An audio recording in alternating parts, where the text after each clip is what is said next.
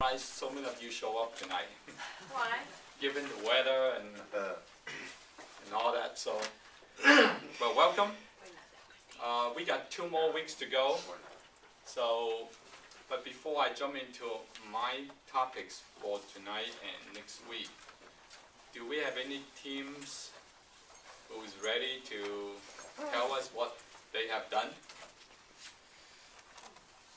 Any team ready to tell us what? I know Sherry was going to be at the office till 5:30. Sherry's so maybe stuck she's in running late. traffic. Yeah. Okay. So. She's got all the results. Oh, she's got all the results. So okay. So did anyone else did anything with by themselves or with the team? Want to share? No? Okay. All right. Then I can just jump right into my topics then. Okay. Because we got 2 more weeks to go, I figured that I will go a little bit into the advanced topics. I know some of you asked about options trading before. So how many of you trade options before or currently trading? 1 person. So rest of you, have you heard of options? You heard of options. You know what options are? Okay. Options is like what I talked about maybe a couple classes ago. It's like putting earnest money to buy a house. Okay. The earnest money, like you have the rights to buy this home within the next 3 months, and if you don't buy, what happened to your earnest money? You lose it, right? But at least you can lock in that home you want to buy for that amount of money. And no matter how high the price of the home will be, you are secure. You can buy that home at that price that you agree to pay. Okay. So options like that. Okay. So, but before I jump into options, excuse me. Before I jump into option, I ran across this article. Do you guys read Fortune magazines? Okay, so this is new to you. Okay, do you know who this guy is? Anthony Robbins. Anthony. Have you guys heard of Anthony Robbins? Yes. You heard of him, right? A lot of you heard of him. He's primarily a self-improvement, guru. He sells tips and all that. That's how I got to know him many years ago. I got some of his tips and all that. But when I read this article, I got this like Monday. I subscribed to this magazine. So when I read this, that I realized that for the last 20 years, he's been shifting his focus into, instead of like selling tapes, offering like self-improvement seminars, he's been an advisor to CEOs and corporate executives. Do you guys know that? And all those guys pay him a 7-figure income a year to get his advice. And when I was reading those names, I thought, wow, those guys are at the top of their field. Like, do you guys know a guy named Paul Tudor Jones? Oh, Jeff, no? Okay.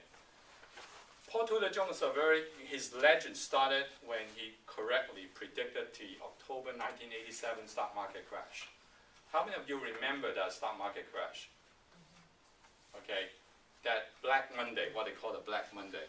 Right? I don't know how many percent the stock market dropped, but he correctly predicted that stock market drop, and he made his client. He's a fund man. He's a hedge fund manager. He made his client 200% return that year, 1987, when a lot of people lost money. Okay, so he developed his legend back in 1987. Then 6 years later, in 1993, then he was in a slump. He got stuck into his trading. He wasn't really making all the right decisions. So one of his friends, the legendary basketball coach, Pat Riley. How many of you know who basketball coach Pat Riley? A lot of you do. He coached for the New York Knicks at that time. Miami Heat too. Oh, Miami Heat too. Okay, but I knew him from the New York Knicks. Okay. And he asked him, you got stuck in a slum, you didn't talk to Anthony Robbins. And he did. He called him up, and Anthony Robbins, gave him the advice, since 1993 all the way up to today. Now, what Anthony Robbins asked him to do is, you have to get into you have to get physically fit. You have to get in shape. That's the first thing he asked him to do.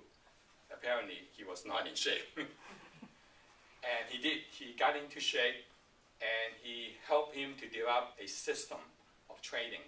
Instead of trading reactively and emotionally, he helped him to develop a system where he looked at the trading as a risk and reward, okay, instead of just trading reactively. And how, you guys remember 2008, right? The stock market, again, correct, 2008. Now, 2008, Paul Tudor Jones still have a positive return on the money under his management.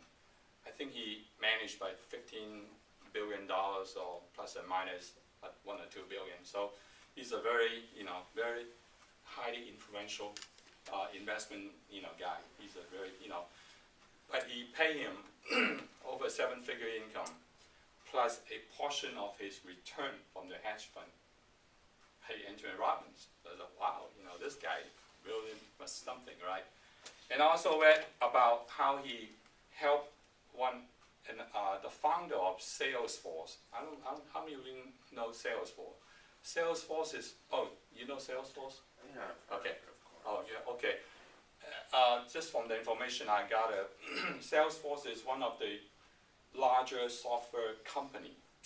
Okay, its annual sales about $5 billion, and its market cap, trading in the market about like $38 billion. So it's a pretty big company. The founder of that company, Mark Benioff, he credited his success founding the company, developing a leadership model, training his sales staff, training his all his executive to Anthony Robbins for developing a model that he followed, and he turned his company. He started that company and made it into a $1 billion company. And so you know how he did it? He asked those his clients to a set of metrics, qualitative metrics, those psychological and emotional metrics. Like, I don't know what those questions are, but one thing he also asked them to do is keep track of your weight every night. And he will fax those, he will communicate to Anthony Robbins about how much they weigh each night. So when Anthony Robbins looks at their weight, and if they're like all of a sudden like jump by 4 pounds, then he will say, wow, wait a minute, something happened to you. What did you eat this weekend? Because he realized that when you change your physical state, your emotional state changed too. Okay, so that was really interesting. When I was looking at that, and I thought, wow, there's a lot of stuff we can learn from this guy who advised those CEOs and billionaires that they pay him a lot of money to take his advice. Okay, so that kind of go align with what Dr. Gary told us, that you have to get in shape. You have to be physically fit in order to become successful in your financial and in your rest of all areas of your life. So if you get a chance to read this article, I advise you to do that. Go to the library or get a copy of that. Okay. It's a Fortune magazine. It's the CEO Whisper. Is that the name of the article? No, it's the Fortune. It's Is it online? Is the article online? I don't know if it is or not, but you can check. You can check out. It's the advice issue. They got a lot of good advice for the CEOs or people changing careers, stuff like that. But they highlight him and another guy named Dwayne Johnson. I think he's a movie star, but he started as a wrestler, pro wrestler, and become very successful in doing that. So, okay, so there's a lot of good article in in this issue. If you want to get your own copy or go to the library and read it. So, okay. Questions before we go into tonight's session? We okay? Okay. So, if you guys all have the handouts here, okay. So some of you may not totally understand or embrace the concept of options trading, because some of you may look at options as like it's very risky. Option trading is very risky. Okay, but if you have that notion, that's fine. Just take today's class as just something that you may want to learn and see how people in the professional world, what they are doing. Okay, what they're doing to make money. Okay, so what is an option? An option is a contract, and it derives its value from an underlying asset. So an option, not necessarily from the stock. You can use this as like trading, like commodities, or even like buying a home, right? We used earnest money. We use different terms, but really option is really just like that. It's a contract. Okay? That contract either gives the owner the right to buy the asset, which in the stock market is called a call option. It gives you the right to buy the asset, or the right to sell the asset, which we call the put option. Yes? So when you have this option contract, it has to be either a call or a put, is that right? Mm-hmm. You can't change your mind somewhere along the way or something? Change your mind. Well, I don't know. You can trade. You can, once you buy, you can sell that option. Hopefully. Well, it's either to buy the asset or the right to sell the asset, and I just wanted to be sure that you had to, when you buy the option, you have to decide then which it is, if it's a put or a call, is that right? Yeah, you have to decide whether you're buying a call option or buying a put option.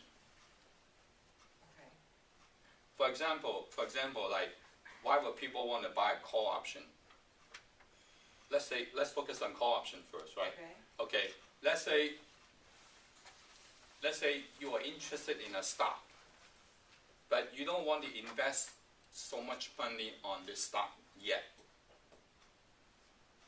So you buy a call option, and with the hope that if the stock were to increase in value, you can buy that stock at that strike price that you paid your contract for. The lower price, of course. That lower price of what you agreed to buy. Remember what I said about, you can, you pay the seller the earnest money to buy his home. When I put down like $5,000, I want to buy Sherry's home, and that earnest money was good for 90 days. I agreed to give you $5,000 as my earnest money so I can purchase your home within 3 months for, let's say, $200,000. Sherry agreed to that. Okay? But should I choose to exercise it, I can buy her home for $200,000 within 3 months. But what if her home were to increase in value to $250,000? How much do I have to pay Sherry within these 3 months to purchase her home? 200. Even her home right now worth $250,000. Can she not sell me the home? No, because you have a contract. Because I have a contract with Sherry. She accepted my $5,000. When I want that home, I'm going to exercise my rights to purchase her home, even though her home right now worth $250,000. And that's a call option. That's the call option. Okay. Okay, a put option, a buyer of a put option gives the buyer the rights to exercise it, meaning that I have the rights to sell that asset to somebody at that strike price. Okay, for example, let me use another example, like same thing for the home. Okay, if I buy that put option for like $200,000, that I can sell her home for $200,000. What if her home were to drop in value to $150,000? So within 3 months, I hold a put option, right? So how much can I sell her home for? Her home now dropped to 150,000, but I purchased the option to sell her home for 200,000. 200. Still 200. Still 200, right? Because I own that contract. Even though our home depreciated in value already 150,000, but I own that contract. I can sell that contract. I can sell her home for 200,000, even though her home has depreciated in value. That's a put option. I don't understand how you could do that. That Well- doesn't make sense. But that's how it works. We're That's learning too how a fast. put option Why- works. Why wouldn't anybody, if it's worth 150, why would they pay 200? I mean, how could you find a buyer to buy that? No, So Option. they're just walking away from the in the stock market, now I'm coming back to the stock market now. Okay? When you are betting that the stock market will go down, or you have some asset right now, and you want to, the term that people use in investment world is that to hedge your position. Let's say you have $100,000 of mutual fund, okay? But right now, there's a lot of noise in the market right now. You're getting panicking. You're getting scared that what if your mutual funds were to drop in value by half? It could, right? I mean, your market could drop by 50%. So what some people do is that they buy some put option. Let's say to the whole stock index, to enough to cover your $100,000 mutual fund if you choose to.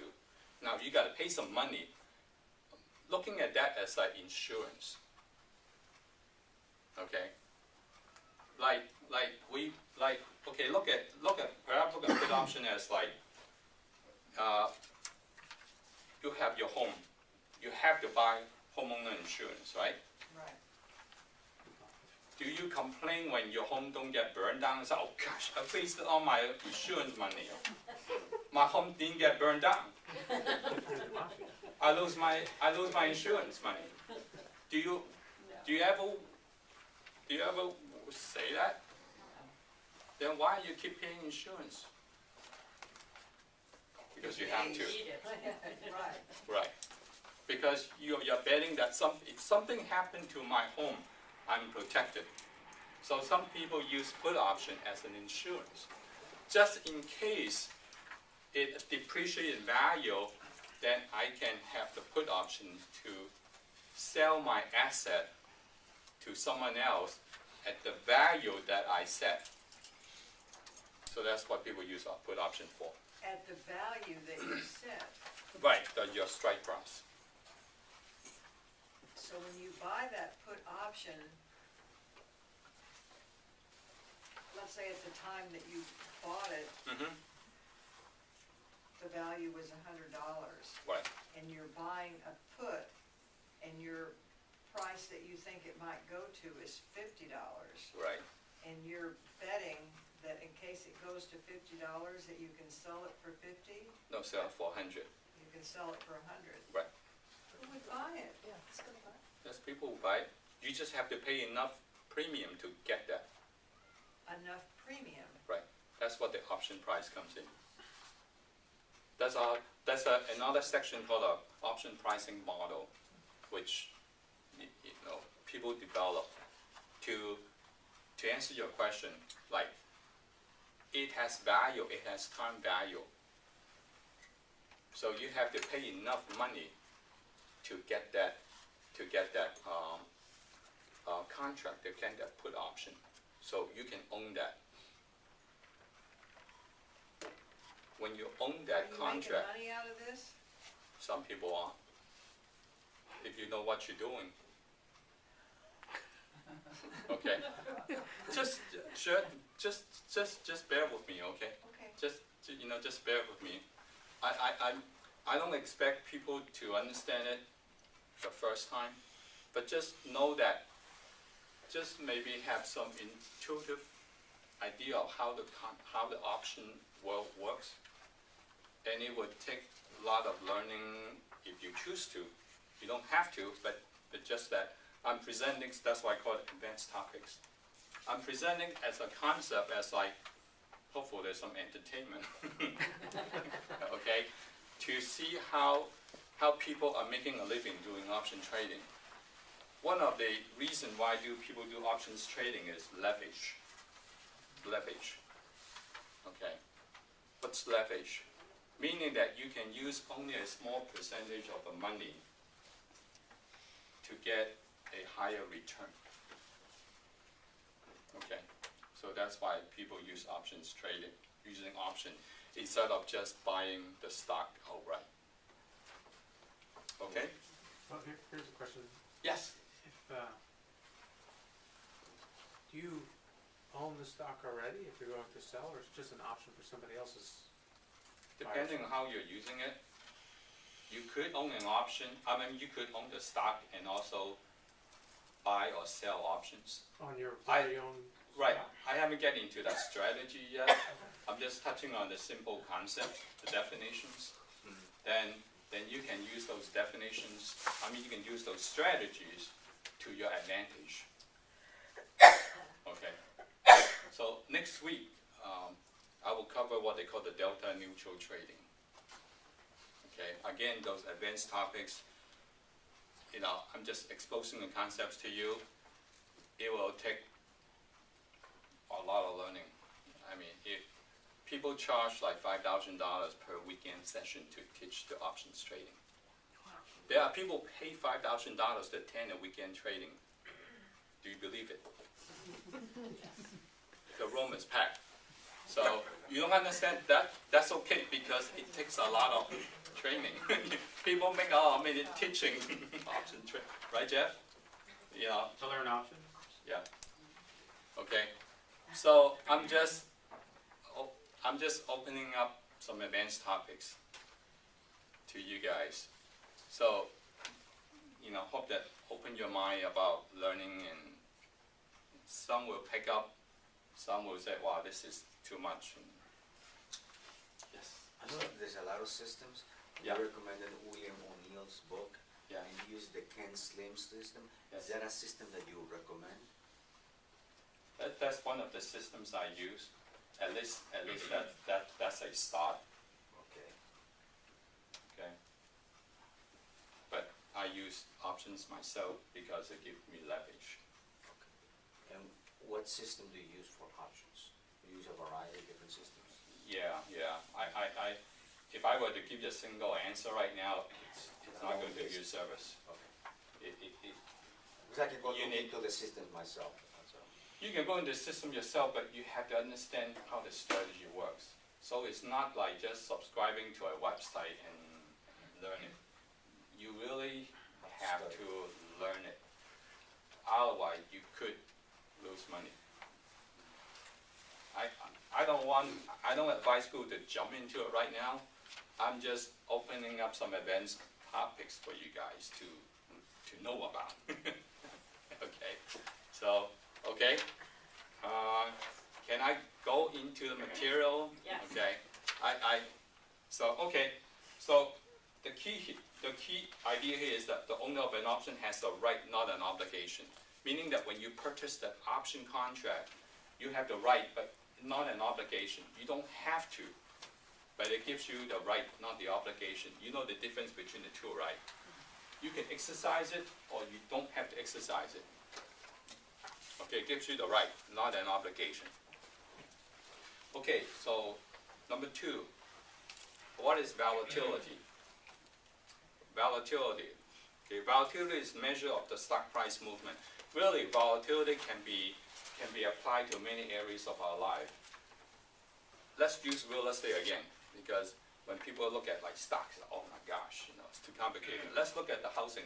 Okay, let's say in Dallas-Fort Worth, there's always 10% of the people buying and selling homes. Okay, 10% of people buying and selling homes. So the home price is pretty steady, right? Only 10% were buying and selling, and that's the history of the percent of people buying and selling homes. So the price is relatively stable. What if there's all of a sudden 20% of the people buying and selling? it doubles that now, right? It used to be 10%, just 10%, and all of a sudden 20% were buying and selling. Why? You may ask, why? Well, could be Toyota is moving their headquarters to Plano. And they know that, oh, another 5,000 people are coming to Plano. They're going to be buying homes in Allen and all that, and some other company headquarters is moving here. There's going to be a lot of people buying, so all of a sudden 20% people are buying, or 30% people are buying. What happened to the housing price in Dallas? It's going up, right? So, used to be 10%, now it's like 20% or 30%. That is volatility. So, when the volatility goes up, the price will go up. Okay, there'll be more buying. Does it make sense? This makes sense, right? So, and there's two types of volatility. One is called historical, one is called implied. Historical is just like what it said. Historically, that's what the price movement is. Like the 10% people buying in Dallas-Fort Worth. The imply is what? The imply is like, okay, based on what we see, we're predicting that there will be 20% implied. Using some history, looking into the future, looking into the crystal ball, that's like 20%. Okay, so that's what implied. They use a lot of statistics to calculate the implied volatility. So that's what those two terms are for.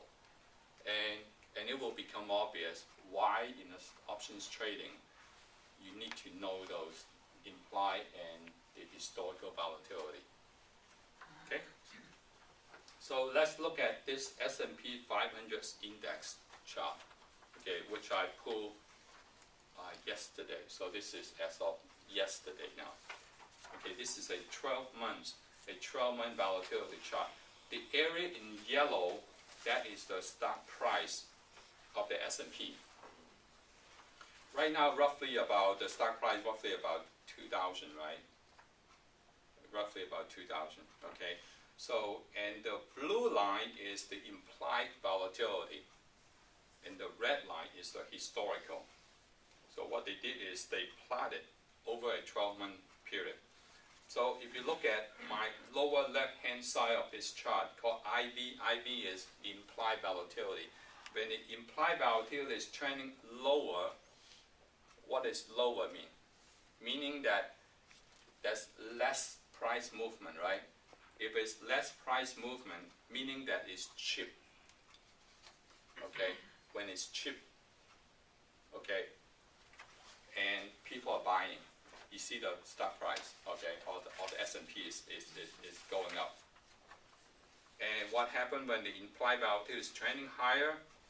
People are selling. Okay, if you turn to the next page,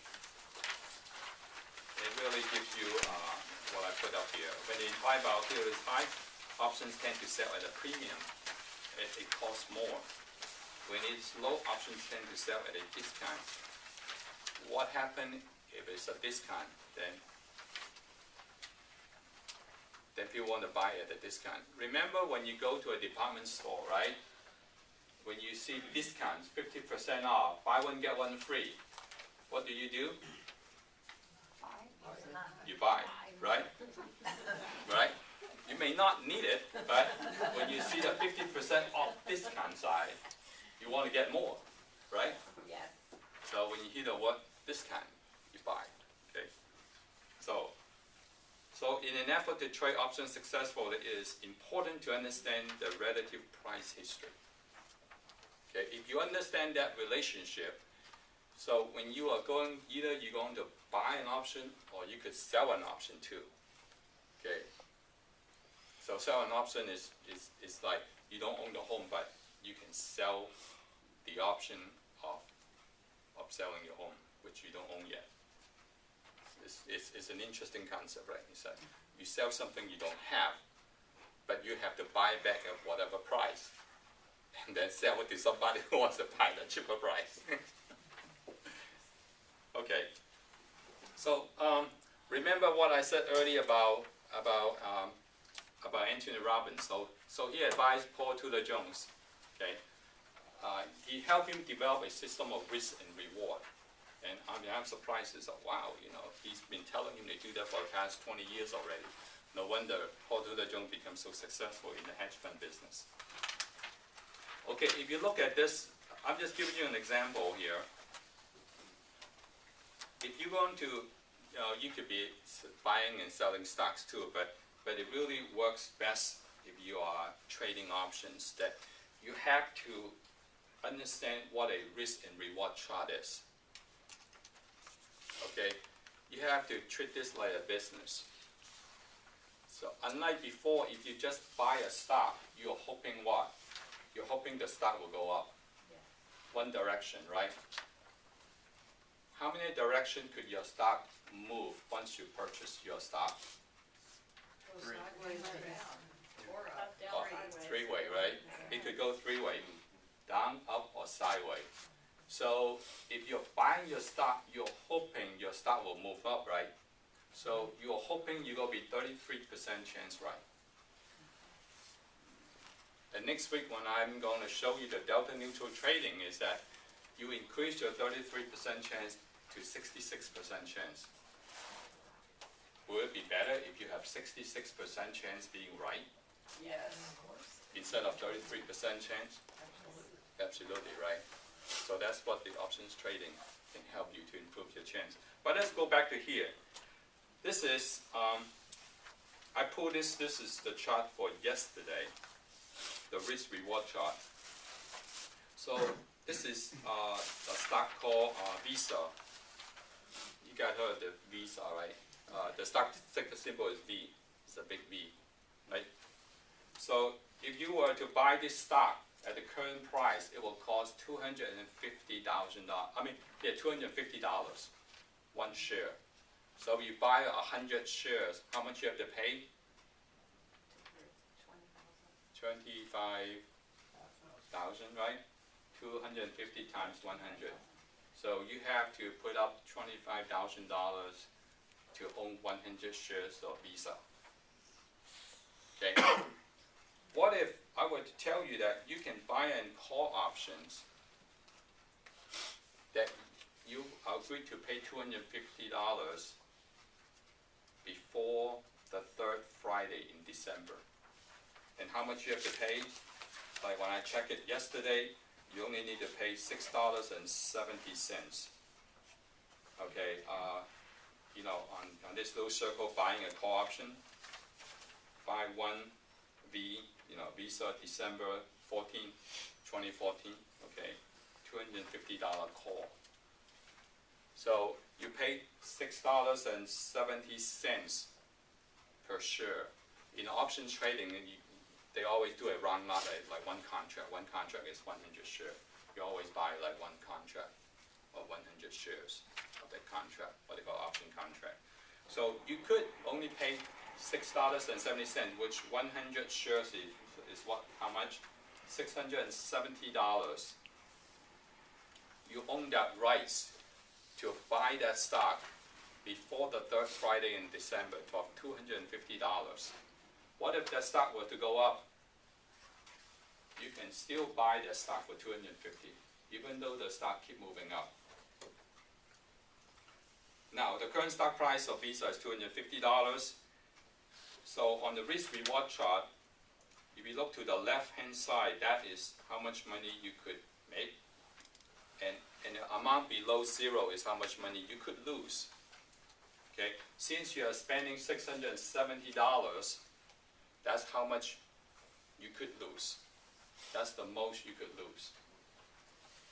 So, and if the stock were to keep going up, then you could definitely make more and more money. So the question I asked is, what is your break-even price? Do you know? Well, $256.70 plus Exactly. Because you got to pay $6.70 to own that contract.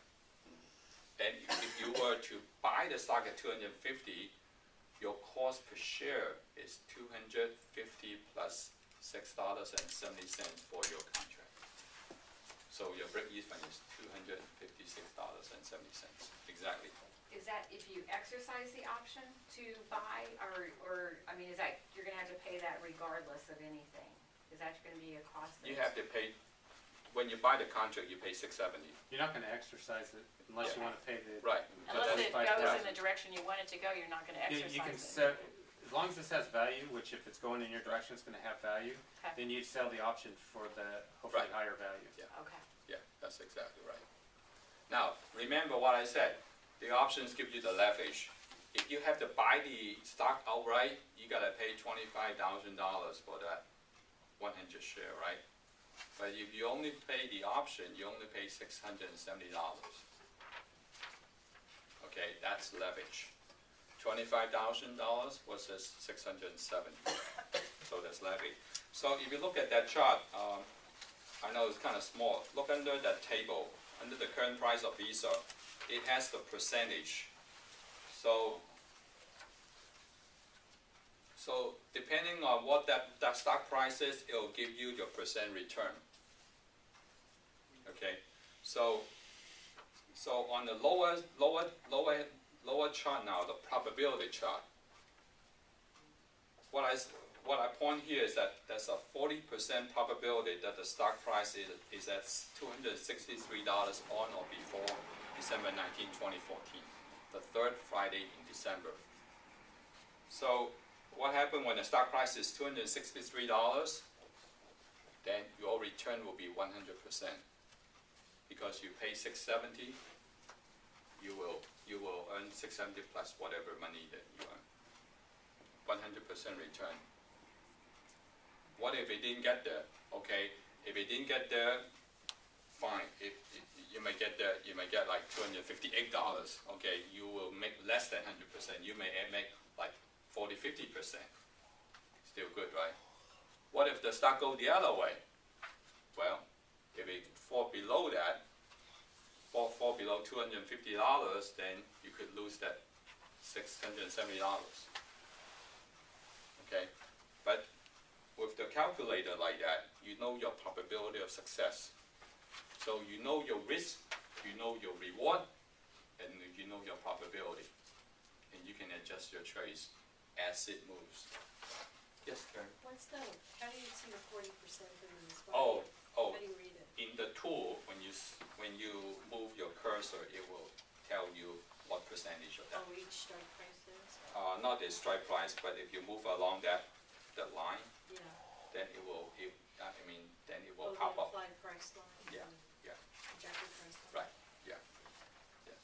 so Jack, when you exercise an option, you are either committing the option, you're betting that it will go up, or you're betting that it will go down? If Well, you exercise buy is a the call wrong option, term, you are you guys. betting it will go up. Don't Okay. use the term exercise, because that's. Yeah, that's- exercise, meaning that you are going to purchase the Purchase, stock. right, if you're gonna purchase the option, No, Right. you're No, purchasing the purchasing stock. the stock. It's called Exercising, it means exercise. I'm turning in this option and I'm buying the house, I'm buying the stock, that's what exercise means. okay, You're not gonna do that. You don't buy options to exercise them, you buy options to sell them for higher than what they're worth.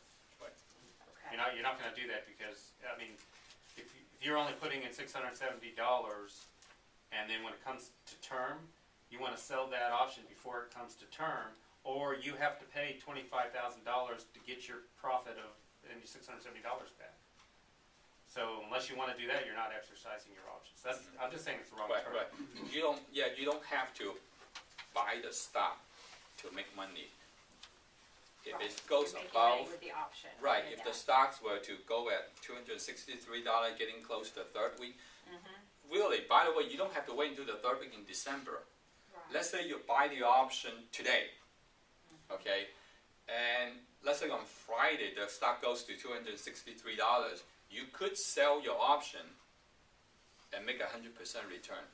So you're buying the option for $670, but you're selling it for, let's say, $1,000. That's what you're doing. You're not, because exercising it means you're trading it in for whatever's the option's on. So here you're just trading the option. You're not Right, trading you're trading option. You don't have to like exercise it, buy the stock, and then sell the stock to reap the profit. So Okay. you're just trading the options. What if you can't sell it?